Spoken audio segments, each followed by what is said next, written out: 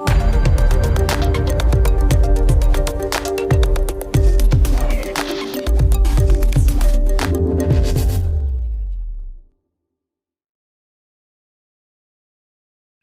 so tools of the trade. This is also an important part of finding your sound, in my opinion. So when I'll use myself as an example. When I started, like back in the 90s when I was pressing vinyl and stuff, I had a lot of outboard gear. Um, so it was typically consisted of like a bunch of synths, some compressors, and a big, massive mix board. And then it all went into this multi-channel digital recorder. I was using the Roland VS 1880 at the time, and Cubase. It was really cool. And a part of that at the time, it was good for me at that time because it wasn't like today where I can, easily, recall everything. Sometimes I'd create a sound that I really loved, and I'd have to leave the synthesizer on for the entire night and then finish the song the next day. So those were, I guess, what some would call the good old days. Some of it was a pain, but it really helped me cultivate my sound. And the point I'm getting to here is that it was good for that time, right? So my goal was, I just wanted to be able to put out some nice sounding, house tracks. And the structure of a house beat at that time was pretty simple. It was loopy stuff. It wasn't like crazy stuff. You just needed a 909 drum machine and a couple of synths and some creative sampling, and away you go. So at that time, it was cool. But fast forward to now, we're in a sample pack heavy world, and I'm just kind of looking around in my studio, and I do kind of feel, in a way, I've gone full circle. So I probably have added like three or four synths, because I went back, I went from having the outboard gear to being in the box only, and then grabbing some more synths. But my point here is that I'm at a point where I said, okay, I intentionally said, I want my sound to feel analog based and warm, and have a level of dynamics in my records that make my songs interesting. I don't want it to be loud necessarily, because when you're saying, oh, I want a loud ass record, what you're saying is compress it as much as possible, or compress it, like really push it to the limit to be what they call, I think, a competitive record, right? Whereas I'm saying, no, I want a warm, dynamic sound. So the reason why I'm talking about this when it comes to tools of the trade is, I think it's important you determine what type of sound you're going for, and then get the gear that executes on that. So when I made the decision, okay, I've had outboard gear, I've recorded digitally before, now I'm back in the box, and I see what's happening with music now. When it comes to my sound, what do I want from it? And my conclusion was, hey, it's got to be warm but dynamic. So I immediately knew the UAD products. I'm not trying to be a salesman for UAD, by the way. I'm just saying I knew I had to acquire UAD, an Apollo Twin, and I have an Apollo 8 Quad. And I said that because of the quality of the plugins achieved the sound that I wanted. Now, if you are going to be a tech house kind of guy, and you love the percussion stuff, and you love the long breakdowns or whatever, hey, to each his own. You might not necessarily need to get the UAD stuff. You might be good to just get away with a focus, right? And, with some creative EQing, and because of the way you're going to do mastering, it complements your sound, right? So my point here is just, you don't need to go bananas with, oh man, Demuir's got the Matrix Brute, man. I need that. It's, it's a $3,500 synth. It's a great synth, but the reason why I got it was for certain sounds that I knew I needed and I couldn't achieve from a plugin. You know what I'm saying? Because it goes back to that warm, analog, but dynamic ethos that I want out of my sound, and people know when it's a Demuir record. And that's part of the reason why, is because I have tools here that complement what I'm trying to achieve. So start with what complements your sound, and have confidence and belief in that sound, and then get the tools that support that adequately. And before we move over to questions, one of the biggest things I want to leave with you when it comes to really digging in and finding your sound is, don't think about, I want to sign to this label, so I need to make tracks for that label. Don't do that.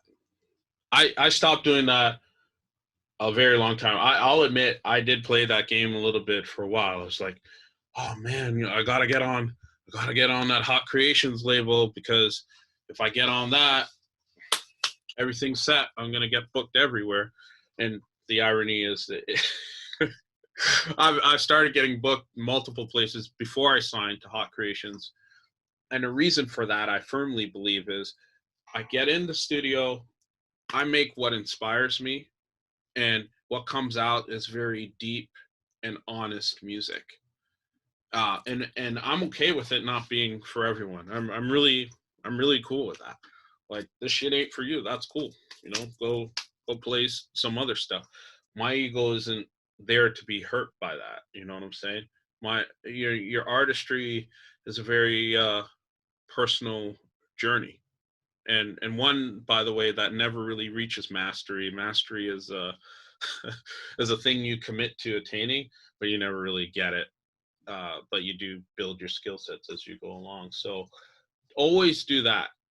And because it's to the point where, and I'm not trying to be egotistical about it, but it's to the point where I have labels like Defected, Hot Creations, and like Heist, and all these other labels I signed to. And as of tomorrow, I'll have a release on Elro Music that's new, that'll drop.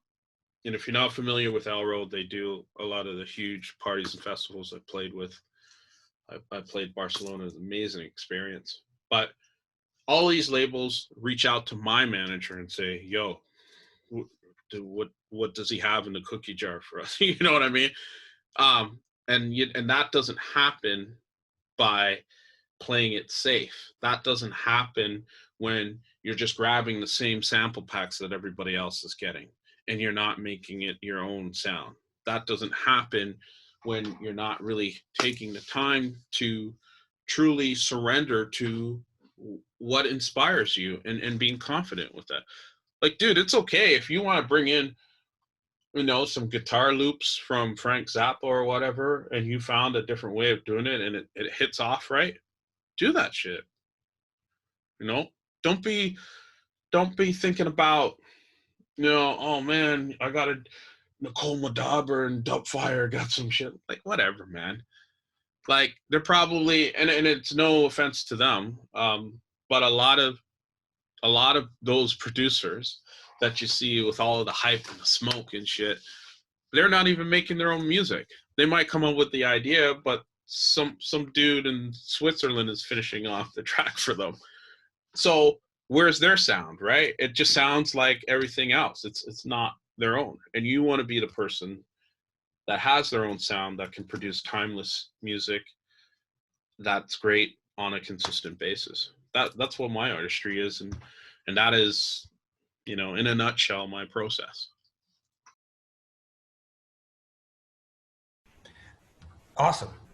Cool. I just wanted to, those of you that may have questions with what Demuir has talked about, I've made tons of notes, so I'm going to ask him a few things myself. But in the chat, just chime in a question or two, then I'll unmute you, and then you can ask him directly.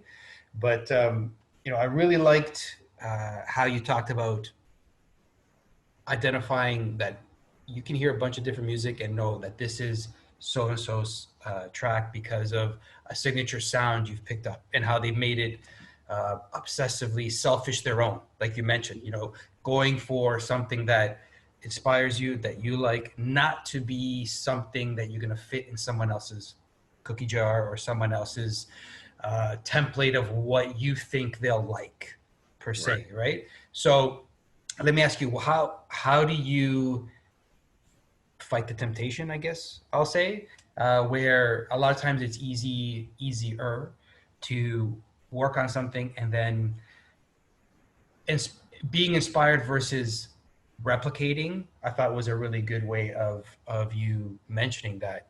How do you, what are some of the tools you use to fight that in terms of personally?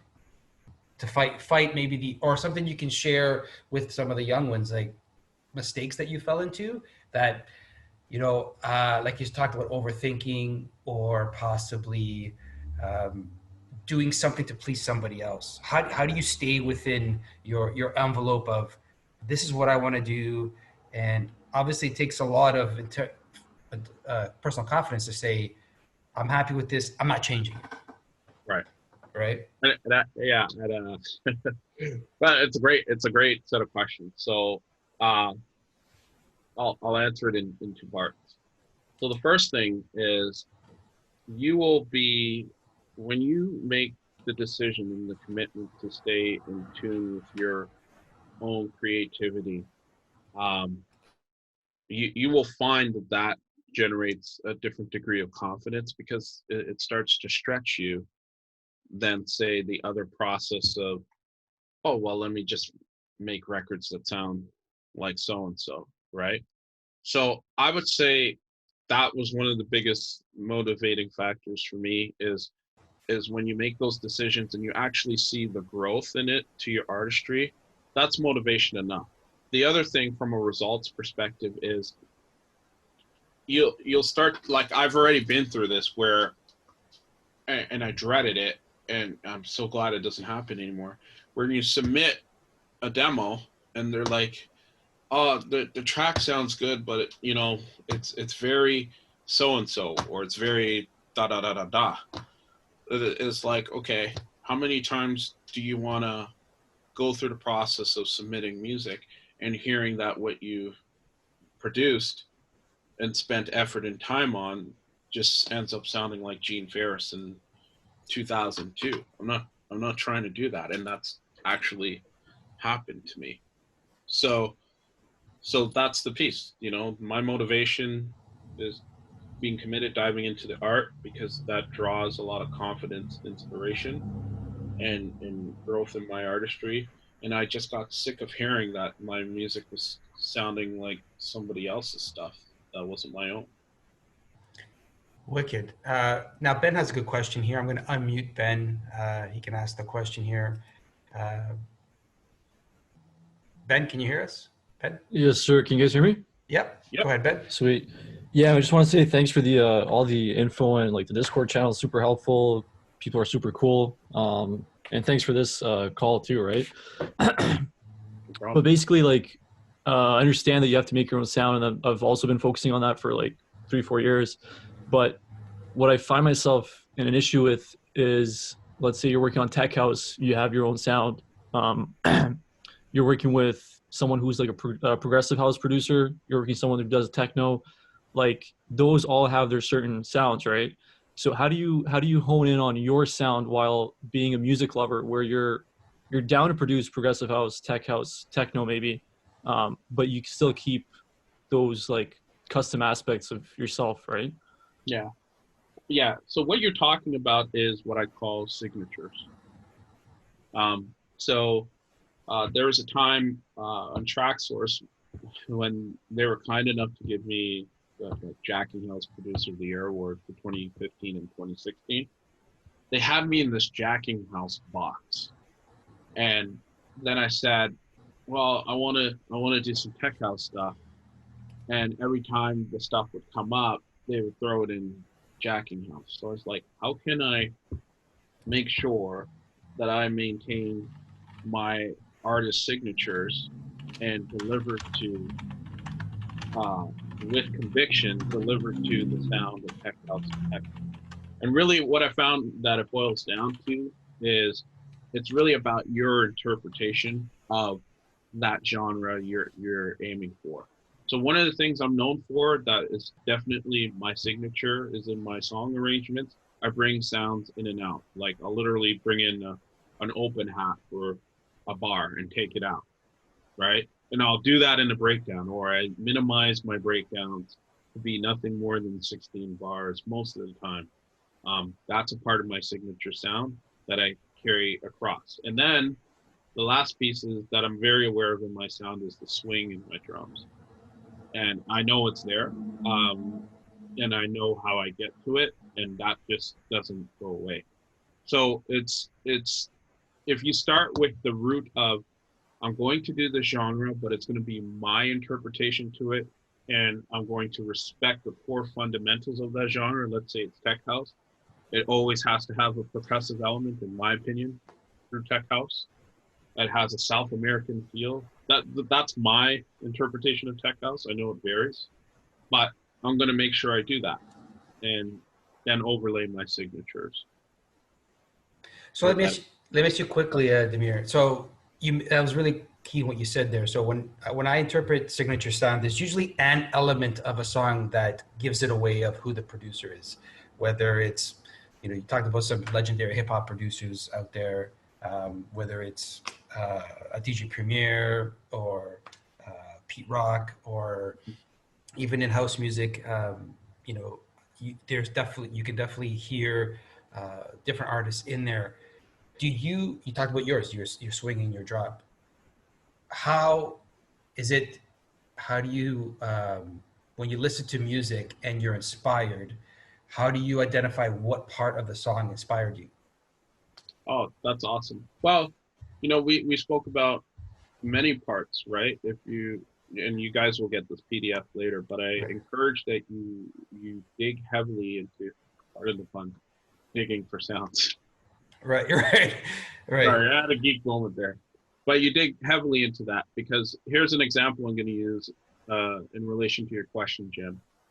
When I was listening to disco records like MFSD, Salsoul, there's a drummer named Earl Young. And Earl Young would have this swing, man, like, it was like, and I was like, I'm taking that shit. I'm going to make that my own. So if you listen to a lot of my songs from 2015 to 2016, there's always like I did this EP called Derek Does Disco. And it was inspired from Derek playing disco. And he played a lot of records that Earl Young played on. So I went out the next day. I was in Chicago, got the samples, and I did the EP. But I always did this, like, you know, and that's Earl Young. But I swung it my own way, but it's Earl Young. It's my interpretation of what Earl Young has done in the drums for that jacking house period I was making music. So you see what I'm saying? So yep. I pulled that out and I said, man, I love me some Earl Young. And I looked at who he trained with, and I was thinking, okay, but I still like what Earl Young did, and I stayed with that. And again, that's exactly what I was pointing out. Some people they pick a certain part of the track. Now, I have a question in the chat from Jay James. Good question here. He's actually really wants you to maybe release some of that secret data on how you program your drums. So I'm going to unmute Jay. He's going to ask you a quick question about your drum programming. Jay, can you hear me? We can't hear you, Jay. Jay, can you hear me? He's muted. You Jay? unmuted now? Jay? No. Okay. So his question was, how do you get your drums to sound so tight and clean? You have some of the best sounding drum programming. What is your secret? Oh, thank you. Well, I don't, you know, it's kind of like what I shared before, right? So when there's a couple of things. When no drums are safe. I don't care. Listen, man, I don't care if it comes. I don't care if they're a Gene Ferris. You know, I've been saying Gene's name a lot today because Jay, look, you kind of remind me of Gene there. I see you, Jay. Can you hear me now? Oh yeah, there, perfect. Hey, sorry. All right. Yeah, the drum programming is tight, but I noticed that your drums are clean, right? That's what I'm trying to figure out. Like, how do you have them? They're separated in each frequency, and as they come through, there's nothing interrupting them. I'm just trying to figure out how you process your signals, that they come through. You hear the snare, you hear the tom, you hear the kick, and then your melody comes through. It's nicely done. I'm not trying to blow you up, but it's tight. You leave that to Jim. No, I'm kidding. No, I appreciate that. Like, honestly, I made a concerted effort to improve my drums from the time I returned to music around 2010 and after. Harry Romero was one of my biggest inspirations for that, and the whole, subliminal thing. Their drums are really heavy. So you already sort of figured it out, Jay. So one of the things, to go back to my first point, is no drums are safe. So if I hear a record that's out today, it could be a Mr. G record, and like you got the cue beats and you got the outro beats. I'll sample it and chop it up a different way, or I'll take the kick frequencies out and I'll just keep the top and use that for some other stuff. So that's a critical point, because if it's a modern record I've sampled, I will not over process it. It's already been mastered and EQ'd. Why am I going to add more processing to it? Because if you do that, it'll just suffocate the sound. And by the way, I'm not the only one who does this. I know guys that do this. So that's one thing. No drums are safe. The other thing is, Jay, you mentioned a very critical point, and I do this approach with all of my mix downs, which is still a pursuit of mastery for me, still, because it's the one thing you'll never get 100% right. But I do deliberately, when it comes to drums, make sure all the sounds are in key. So if I got a bass line in the key of C major, I make sure the snare is in tune with C major. I'm not trying to push it over to some crazy minor 7th over 13th, like something stupid, way out of key. And the reason why I do that is Kenny Dope. Was it Kenny Dope who taught me this? I cannot remember. But the lesson was, if it's in key, it actually sounds louder. And when it sounds louder, the way your ears are interpreting it is like, geez, that snare is popping off. It's like taking out the whole, sounds like that to you, but for me, it's just a really great quality sound. But I do in the mix down, so I make sure it's in key, and then when I come to the mix down, I do make sure certain things has its place. So like with a Jacking House track, it's tricky. You can have up to 3 different snares doing stuff, right? So I've just broken it down to a process. I'll have a lead snare, and then I'll have like a second sort of follow-up snare. So that might be doing bop bop, where the lead snare is always on a 2 and 4, and then this other snare is just coming in on a dut dut. So it's like, so that's 2 snares, and then I might have another snare layering the first lead snare into 2 and 4.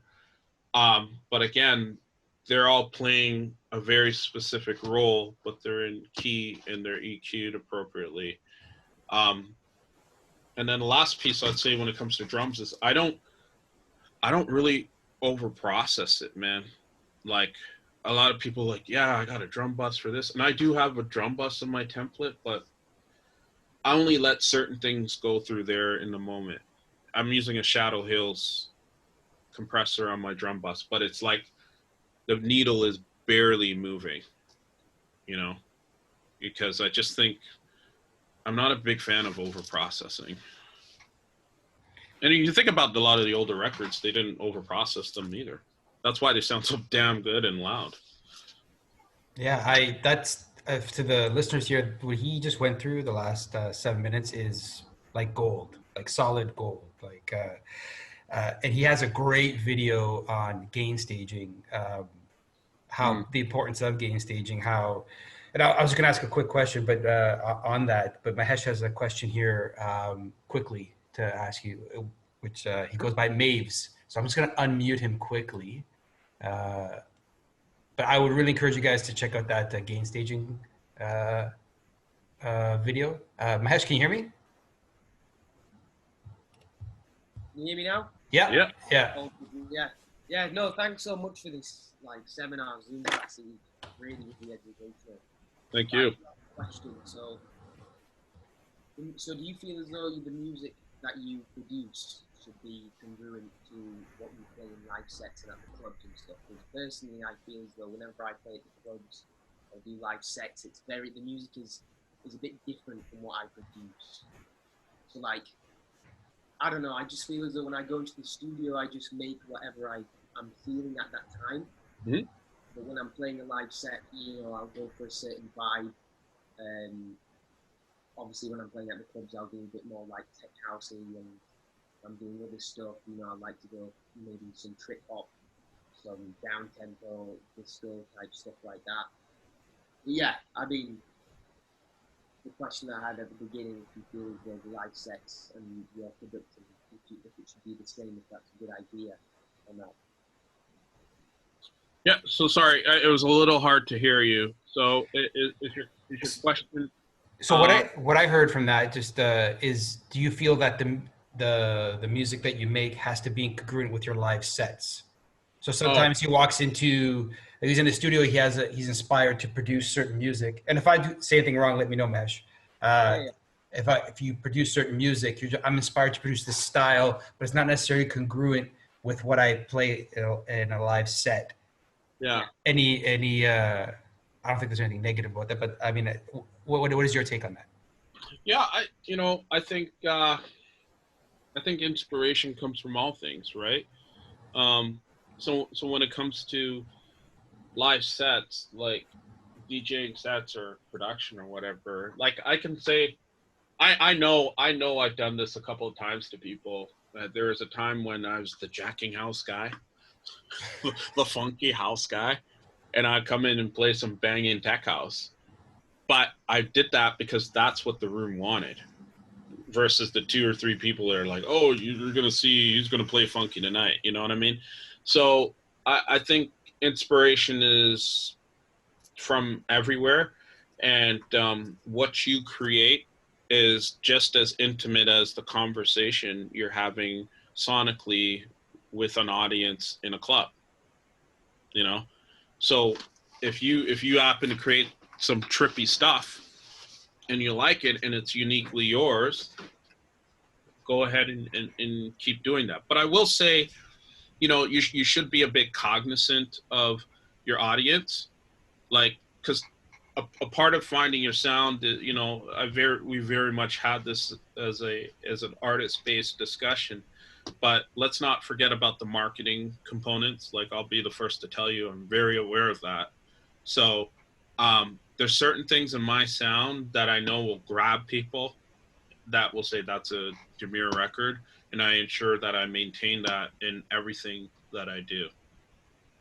I mean, I switch it up every once in a while, but you should be aware of that as well. Wicked. So I made a couple notes here, and I liked what you said in terms of, I want to go back to sampling a bit, because I do see that, I don't want to say it's done incorrectly, but when you were so when you say, if I look for a good sample and you talk about dynamic range, I love when you started talking about that. So when you're recording, say you're hearing something, you're like, I love this, the way this rolls off, the way this sounds, and you're recording it into your project. Mm-hmm. What are you peaking your levels out? Are you smashing into the reds, recording this thing in? And how I'm saying it facetiously, but how are you recording your sample in, and how are you making sure that you're getting the clarity on it, but also giving room for you to do your magic to it after? Yeah, I think I'm still a little old school like that. I used to use Ensoniq ASR 10, and it demanded that you left headroom there. So I work in minus 6 dB world for everything. It's good for your errors. It's good for headroom in all your projects. Mastering engineers will love you. It's good for everything. So I use a Sound Studio. It's an audio editor, and I just have it go right into the sound card into the audio editor. But for the purpose of projects, I'll normalize it after, so it's as loud as possible. It's kind of like, I record it low, then normalize it high, and then in my actual DAW, it's brought back down to minus 6 dB. But that's done because I want to make sure I'm getting the most out of the sound at the source level, right? And I just have more options, from a gain staging perspective once it's in the DAW. In terms of sample tools, for sure, I'm a Logic guy. I tried to get into Ableton and I just couldn't, but I do have it. But I could tell you Serato Sample has just been a lifesaver. Serato Sample is like the best, and I was lucky to be part of the beta group there. So once I sample stuff in I make sure, that's another thing I do. I save it as an AIFF 24-bit. Like, the more information, digital information that's there, the more flexibility you'll have from an EQing perspective. That's the quality, right? So anyway, I just drop it into Serato Sample and do my thing. Awesome. I loved what you said about Discogs, the Google of understanding where the music comes from.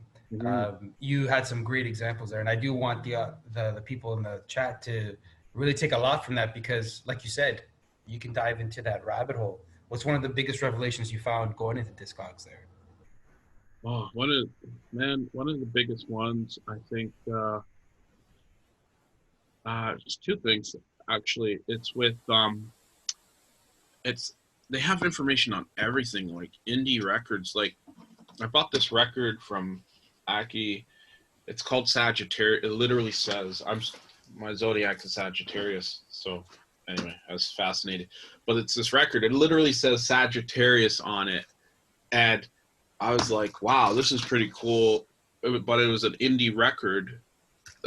Jazz artists back in the 60s or 70s, just like they made the record themselves, put it out themselves.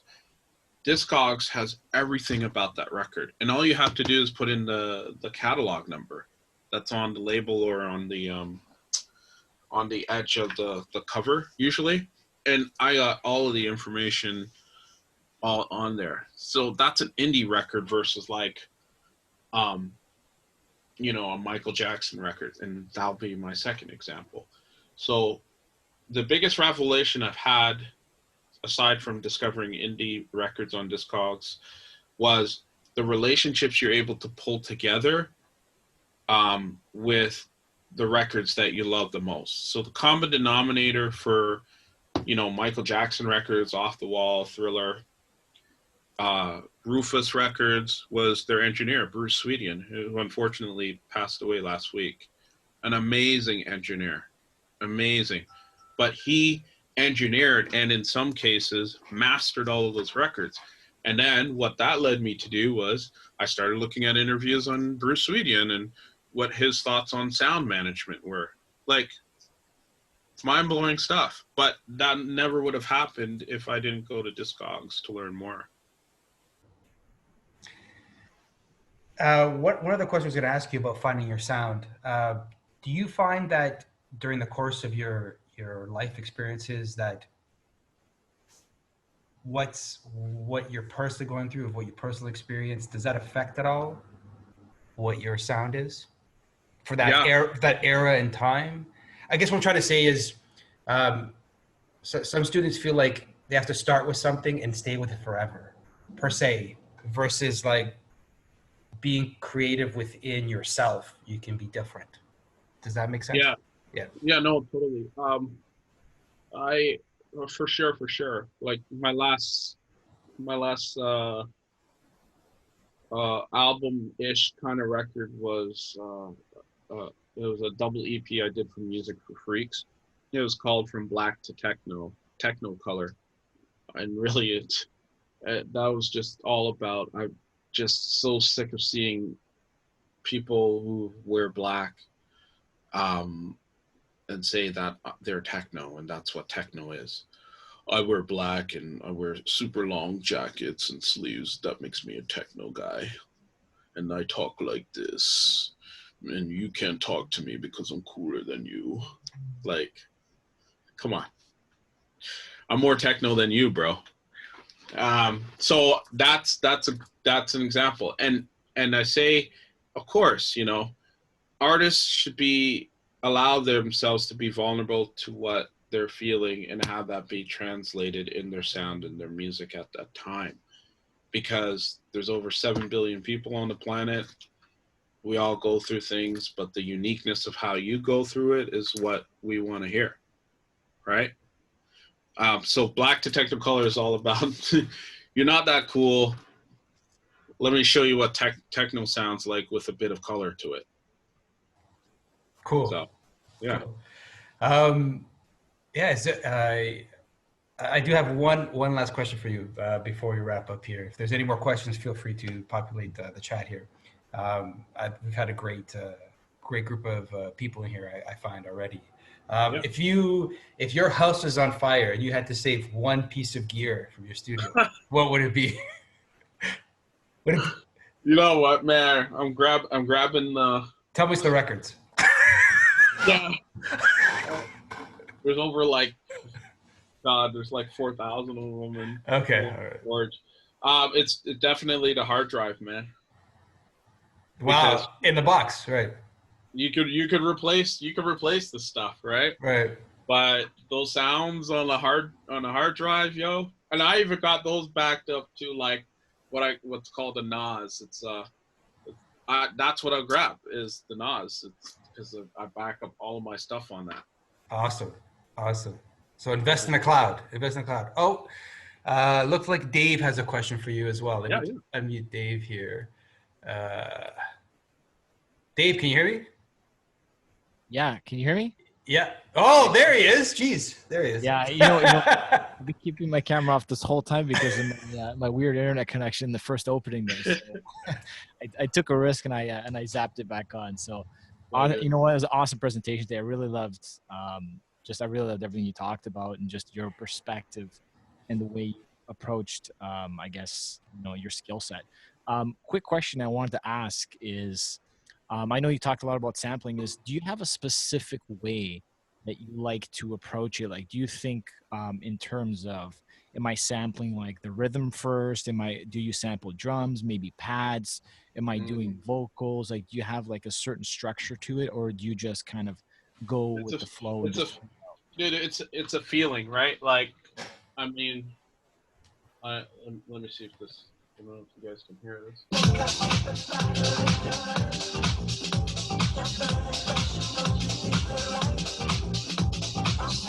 So that I heard that at Bar Chef, and all I heard was, "I think I see the fire in your eyes. You're burning, but you need the light." I was like, that is a panty dropper right there.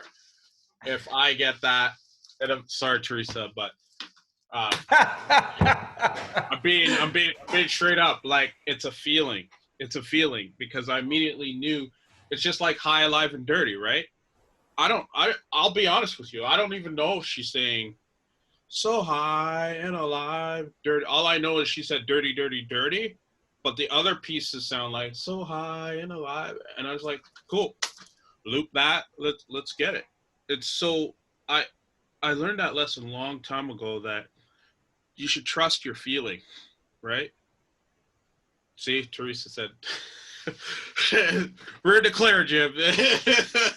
But if you go with the feeling, you'll always do well. Don't overthink it. Like, just go with the feeling.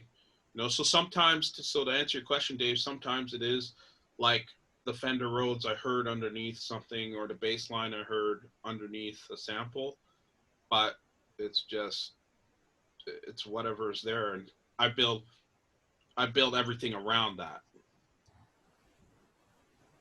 Interesting. So one other question I want to ask you, do you have a standard way that you start laying your ideas down? Are you a bottom up, like drums up producer? Do you start with a melody, or do you just kind of start wherever you're inspired and kind of work your way either up or down? Yeah, it's pretty much the latter. It's Okay. but if I had to, I'd say most of the time I'm starting with a melody or whatever is in the sample, and building around that. Most of the time it's like that. Cool. All right. Again, I want to be cognizant of time. Demuir's been way more than gracious. He's gone over time, which is great. I think everybody got a lot out of this. As I said, I will be sending a PDF to everybody. So if everybody wants to leave me their direct email in the chat, I can definitely do that. I've have the contact info based on here, and I will send everybody a PDF of the info that was accumulated here. I will also put all of Demuir's data and info on there as well. And there'll be a special offer that Demuir is going to give to everybody. And he has a Black Friday special that he wants to talk about as well. Yeah. Yeah, so this week is Cyber Week, actually.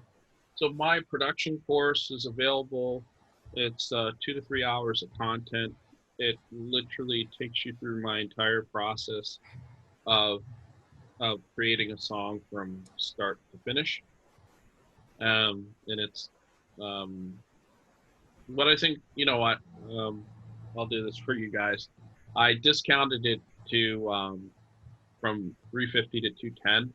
But because you joined us here and such good conversation, I'm gonna offer it up to you guys at 157.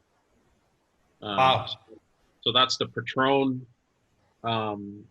rate, and those are for people who are on my Patreon who have the opportunity to get it for that price. But you guys took the time to come here and have this conversation, so I want to offer that up to you. So the best way to do that, I would say, is maybe Jim, through if the RSVP, can we do it through your thing? Yep. You can from here.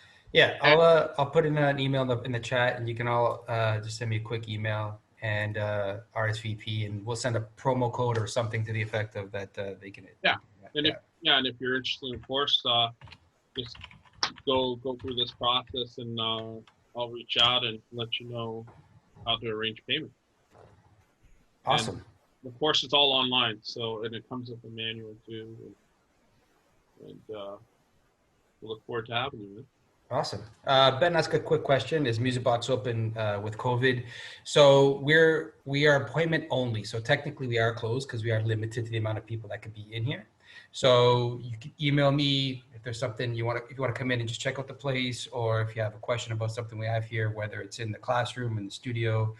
As you can see, I'm in the top floor behind me. This is the retail space where there's a little seating area in the front here, but downstairs is where the magic happens, pretty much. Where we have the full studio in the classroom. So if you do want to visit the space, email me. We can set up a time, just so we're all cool with spacing and everything else. So we'll play it safe, because we want everybody to be safe and well during these challenging times, to say the least, right? So yeah, we're definitely open, but appointment only. So we just make sure that we don't over tax the occupancy in the place. But thank you for the question, Ben. I appreciate that. Thank you so much. Other than that, man, it's been an honor and a pleasure, and we would love to do this again. It's something that maybe I'll try to sweeten the deal for Demuir to do this. We'll see again. But I wanted to thank you for your time, your wisdom.